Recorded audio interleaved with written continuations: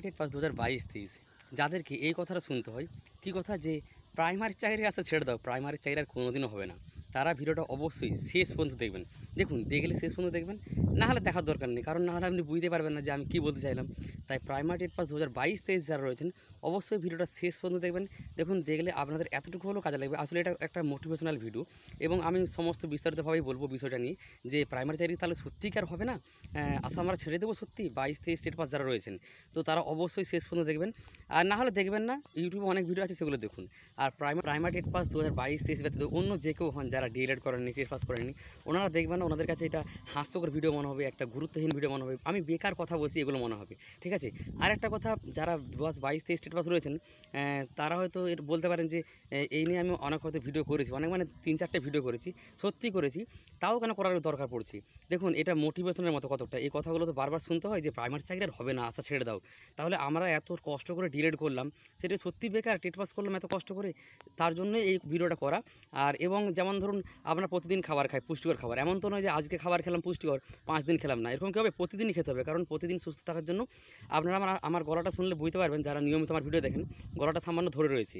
আমার অসুস্থতার জন্য আমি প্রায় 10 দিনের মতো ভিডিও দিইনি, 10 দিনেরও বেশি, 1 সপ্তাহের মতো প্রায় জ্বর সর্দি কাশি হয়েছিল। সে যাই হোক, এখন ভালো রয়েছি, শুধু গলাটা সামান্য সমস্যা রয়েছে। তো মূল বিষয় যেটা, সেটা আসার আগে বলি, welcome to my YouTube channel education is life with Soudip পাত্র। শিক্ষাই জীবন, আমরা প্রতিনিয়ত কিছু না কিছু শিখে চলেছি, এবং সারা জীবন শিখে চলবো, কারণ শিক্ষার কোনো শেষ নেই। এবার মেন যেটা টপিক, আপনাদেরকে অবশ্যই শুনতে হবে, এটা আগেও হয়েছে, এখন তো আর বেশি করে হচ্ছে যত দিন যাচ্ছে। 23 সাল 24 সাল নোটিফিকেশন আসেনি, 25 সালের জুলাই মাসটা প্লাস আজকে হলে শেষ। ওবিসি মামলাটা আরও পেছিয়ে গেল। ঠিক আছে, জুলাই মাসে নিষ্পত্তির কথা ছিল, কিন্তু আবার সুপ্রিম কোর্ট হাইকোর্টকে সময় দিয়েছে যে আরও 2 মাসের মধ্যে, 6 সপ্তাহ থেকে 8 সপ্তাহের মধ্যে। আমি 8 সপ্তাহ ধরছি, মানে আরও 2 মাস পিছিয়ে গেল। তো সেক্ষেত্রে আমাদের নোটিফিকেশন আরও পেছিয়ে যাবে। ঠিক আছে।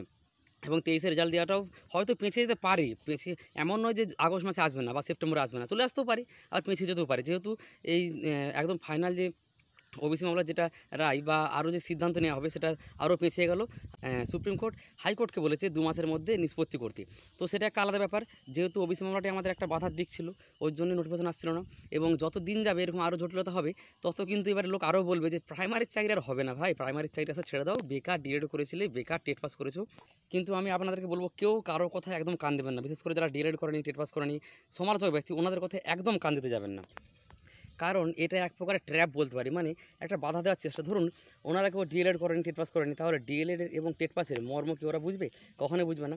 এটা নিয়ে অনেক ভাব সম্প্রসারণ রয়েছে। একটা ভাব সম্প্রসারণ ধরুন, যে চিরসুখী জন ভ্রমে কখন ব্যথিত বেদনা বুঝতে পারি, ও যাত না কিসে বুঝবে সে কিসে, যারে ধ্বংসে নি কবু আসিবে সে, যাকে কখনো, হ্যাঁ যেটা বলছিলাম, যে যাকে কখনো কোনো রকম, মানে কি বলবো, কোনো মানে যে কষ্টই পায় না আর কি, এটাই বোঝাতে চাইছি, যে কখনো কষ্টই পায়নি, সুখে শান্তিতে রয়েছে, তিনি সাধারণ মানুষ, যারা গরিব মানুষ, তাদের কষ্টই কখনো বুঝতে পারবে? বা যাকে কখনো ভীমরুলে বা কোনো বলতাতে কামড়ায়নি, সে কি তার যাতনা কেমন সেটা বুঝতে পারবে? তাই যারা ডিএলএড করেনি, টেট পাস করেনি, ডিএলএড এবং টেট পাসের মর্ম বোঝে না। এবং সবথেকে বড় কথা, ওনারা কিন্তু কখনোই, যেহেতু ডিএলএড করেনি এবং টেট পাস করেনি, ওনারা মানে পাড়া প্রতিবেশী হতে পারে, আত্মীয় স্বজন, বন্ধুবান্ধব, সমালোচক, যারা আপনাকে এটা বলে যে প্রাইমারি চাকরি কখনো হবে না, আর বেকার ডিএলএড করেছো, বেকার টেট পাস করেছো, ওনাদের কথা একদম কান দিতে যাবেন না। ওনারা এটা আমাদেরকে থামিয়ে দেওয়ার চেষ্টা করি, কারণ ওনারা কখনোই প্রাথমিক শিক্ষক হতে পারবেন না, কারণ ডিএলএড করেনি, টেট পাস করেনি। ঠিক আছে।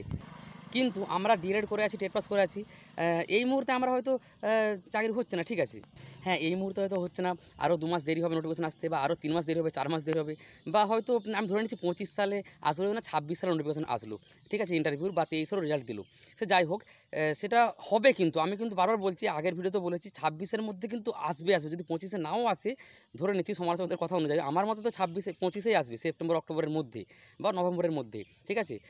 24 সালের টেটটাও হবে 25-এ, এবং 23-এর রেজাল্টও দিবে, 25-এর আমাদের যে 22 স্টেট আছে তাদের নোটিফিকেশনও দিবে।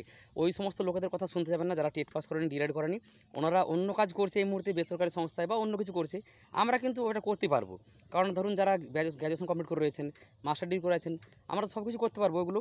কিন্তু আমরা বার্তা যে টেট পাস করে আছি, আমরা পরবর্তী ক্ষেত্রে যখনই নোটিফিকেশন আসুক, সেটা 25 সালে সেপ্টেম্বর অক্টোবরের মধ্যে আসুক, বা 26 সালে প্রথম দিকে আসুক, বা যদি আরও দেরি করে, ঠিক আছে, কত দেরি করবে আমরা তো জানি না সঠিকটা, আমরা অনুমানই করতে পারি। কিন্তু যেহেতু আমাদের কোনো রকম কোনো সমস্যা নেই, স্বচ্ছ ডেট, শুধুমাত্র ওবিসি মামলাটার জন্য আটকে রয়েছিল, স্বচ্ছ ডেট 22-23 স্টেট, আমাদের ওএমআর কপি রয়েছে, কার্বন কপি রয়েছে, স্টেট সার্টিফিকেট রয়েছে, তাহলে কোথায় দুর্নীতিটা হবে? 14 সালে দুর্নীতি হয়েছিল, সেটাকে সবাই গুলিয়ে দেয়, যে 14 সালে এরকম হয়েছিল, এত সময় লেগেছিল, 17 সালে ফর্ম ফিল আপ হয়ে 21 সালে পরীক্ষা হয়েছে, 22 সালে ইন্টারভিউ হয়ে 23 সালে চাকরি দিয়েছে, 24 সালে। এটা তো আমাদের তো সেরকম হয়নি, কোনো রকম কোনো সমস্যা নেই। 22 সালে 6,20,000 পরীক্ষা দিয়েছিল, 1,50,000 যে পাস করেছে তার মধ্যে বিএডরা বাদ চলে যাবে। তো 60-70,000 যদি টেট পাস থাকে, শুধুমাত্র ডিএলএড যারা, প্রত্যেকের কাছে প্রত্যেকটা প্রমাণপত্র রয়েছে, ওইমারে কার্বন কপি, ওইমারে ডিজিটাল কপি, টেট সার্টিফিকেট, তার দুর্নীতির হবে কোথায়?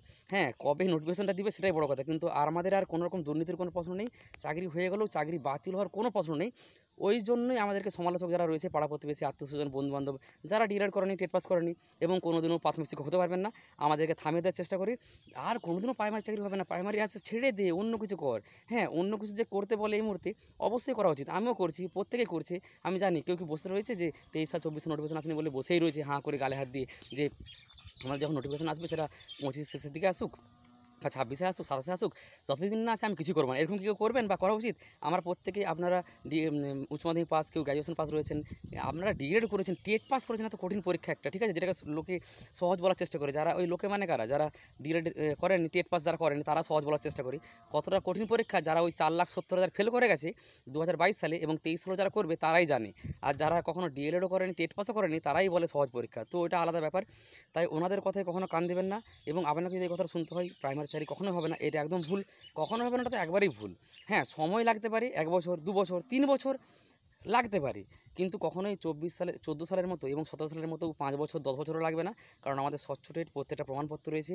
আর শুধুমাত্র ওবিসি মামলাটাই একটা অজুহাত দেখাচ্ছে, অজুহাতই বলবো, বাকি আর অন্য কোথাও কোনো সমস্যা নেই। আর প্রথমভুল মামলা রয়েছে, ঠিক আছে। তো বেশি কিছু বলতে যাচ্ছি না, এই কথাটাই বলবো, লোকের কথা শুনে যদি আপনি হাল ছেড়ে দেন, প্রাইমারির চাকরি আশা ছেড়ে দেন, আপনি যে ডিএলএড করেছিলেন, টেট পাস করেছিলেন, যখন আপনার আর সময় থাকবে না, 45 বছর পেরিয়ে গেলে, এসসি এসটি ওবিসি হলে 40 বছর পেরিয়ে গেলে, যারা ওবিসি বা জেনারেল যারা রয়েছেন, ওবিসি নয়, যারা জেনারেল রয়েছেন, তখন কিন্তু হতাশ হবেন যে লোকের কথা শুনে আমি হাল ছেড়ে দিয়েছিলাম। তাই আপনি এই মুহূর্তে যে কোনো কাজ করুন, যে কোনোভাবে টাকা রোজগার করুন, টাকা প্রত্যেকটা ক্ষেত্রে প্রয়োজন, জন্ম থেকে মৃত্যু পর্যন্ত, কিন্তু কখনোই প্রাইমারি চাকরি আশা ছেড়ে দেবেন না। যদি আপনি ডিএলএড করে থাকেন, যদি আপনি টেট পাস করেছেন 2022-23 টেট পাস, ঠিক আছে। তো এটা বলে শেষ করছি। আর আবার একটা কথা শেষে, যে লোকের কথা একদম কান দেবেন না। সেটা লোক মানে আপনার বাড়ির লোক হতে পারে, পাড়া প্রতিবেশী, আত্মীয়স্বজন, বন্ধুবান্ধব, যে কেউ হোক, যারা আপনাকে অন্তত এটা বলে যে ডিএলএড করা বেকার, টেট পাস করা বেকার, আর চাকরি কখনো হবে না, এই কথাগুলো একদম কান দেবেন না। হ্যাঁ, আপনি এই মুহূর্তে অন্য কিছু করুন না, সেটা যে কোনো কাজ, যে কোনো পরীক্ষার প্রস্তুতি, যে কোনো বেসরকারি সংস্থায় কাজ, টিউশন পড়ানো, যে কোনোভাবে টাকা রোজগার করুন। টাকা প্রত্যেকটা ক্ষেত্রেই প্রয়োজন, জন্ম থেকে মৃত্যু পর্যন্ত। এবং যাদের আর্থিক অবস্থা দুর্বল তাদেরকে তো অবশ্যই করা উচিত, এবং যাদের আর্থিক অবস্থা ভালো তাদেরকেও করা উচিত। প্রত্যেকেরই টাকা রোজগার করা উচিত। টাকা রোজগারের জন্য যে কোনো কাজ, যে কোনো পড়াশুনো, যে কোনো চাকরির পরীক্ষার প্রস্তুতি, কিন্তু ডিএলএড করেছিলেন, টেট পাস করে আছেন, 22-23 টেট পাস, কখনোই হাল ছেড়ে দেবেন না ওই লোকের কথা শুনি। যারা ডিএলএডও করেন, টেট পাসও করেনি, অথচ এটা বোঝাতে চাই যে প্রাইমারি চাকরি আর কখনো হবে না, এই নানা রকম সমস্যা চলছে, এই সমস্ত কথাগুলো শুনে একদম কান দিতে যাবেন না, তাহলে কিন্তু আপনি পরে পস্তাবেন। আবার শেষে এই কথাটাই বলবো, কেউ হাল ছাড়বেন না, লোকের কথায় কান দেবেন না, লক্ষ্য বিশাল থাকুন, অবশ্যই সফল হবেন।